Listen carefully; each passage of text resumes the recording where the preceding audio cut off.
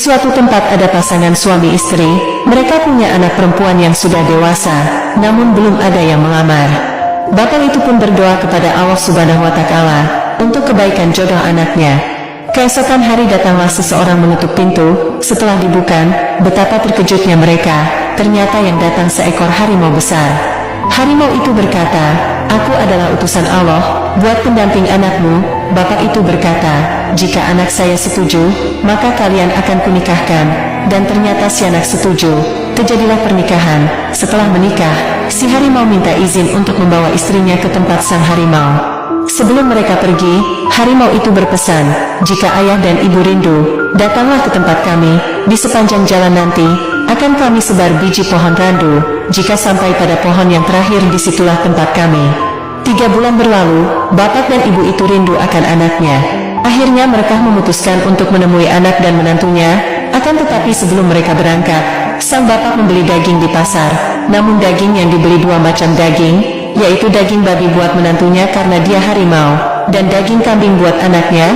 Setelah sudah lengkap, mereka pun berangkat menyusuri pohon randu yang telah ditanam oleh menantunya. Di tengah perjalanan tiba-tiba mereka diserang oleh angin ribut sehingga 2 macam daging yang ia bawa tercampur jadi satu, dan sulit dipisahkan dan dibedakan. Setelah kejadian itu mereka pun melanjutkan perjalanannya, menyusuri pohon randu, dan di tengah perjalanan mereka pun dikejutkan dengan melihat seekor burung yang kaki sayap dan cucuknya emas. Akan tetapi burung itu sedang memakan kotoran binatang lainnya. Sang bapak pun bergumam, sungguh sangat tidak pantas burung emas yang sangat indah memakan kotoran.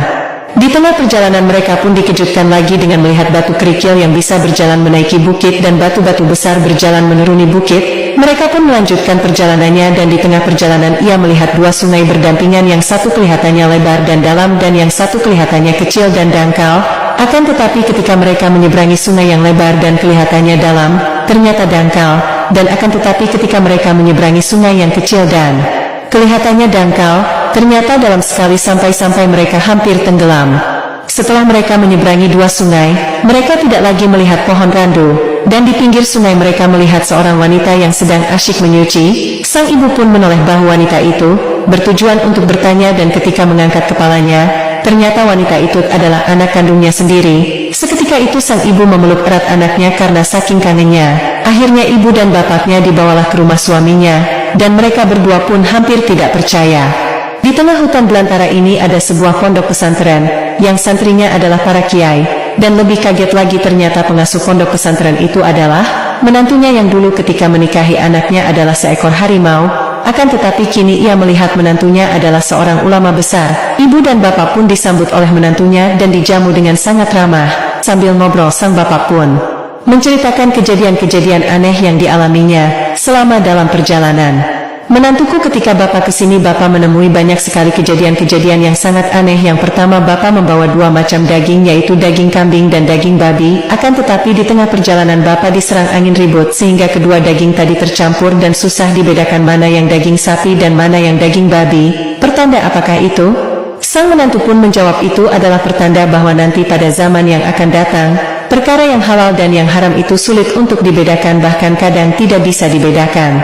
Saya bertemu dengan seekor burung yang sayapnya kakinya cucuknya emas indah dan cantik, akan tetapi ia makan kotoran binatang lain. Itu pertanda apa?" Menantu pun menjawab, "Itu pertanda bahwa nanti pada zaman yang akan datang, banyak orang yang pakaiannya bagus-bagus bahkan berdasi, akan tetapi ia makannya dari uang yang tidak halal. Hasil menipu, korupsi dan mencuri, itu sama saja dengan memakan kotorannya manusia sendiri." Sang bapak pun menceritakan lagi, "Keempat, di perjalanan saya pun terkejut, melihat ada batu kerikil kecil-kecil, bisa berjalan menaiki bukit, sedangkan batu yang besar-besar berjalan menuruni bukit.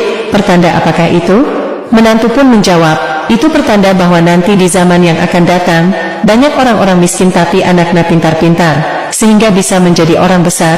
Akan tetapi banyak orang-orang kaya, anaknya bodoh-bodoh, tidak bisa menjunjung derajat orang tuanya, bahkan menurunkan derajat orang tuanya."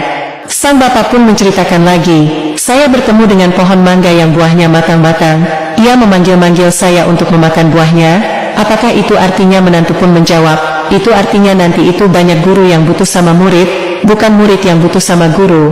Dan banyak orang yang mengklaim dirinya orang pintar, bukan masyarakat yang menjuluki dia pintar, tapi dia sendiri yang mengenalkan kalau dia pintar." Kemudian sang bapak menceritakan kejadian terakhirnya. Saya menemui dua sungai, yang satu lebar dan dalam, yang satunya kecil dan dangkal. Akan tetapi ketika saya seberangi sungai yang lebar, ternyata dangkal. Akan tetapi ketika aku menyeberangi sungai yang kecil, ternyata dalam, sehingga saya mau tenggelam. Apa itu artinya?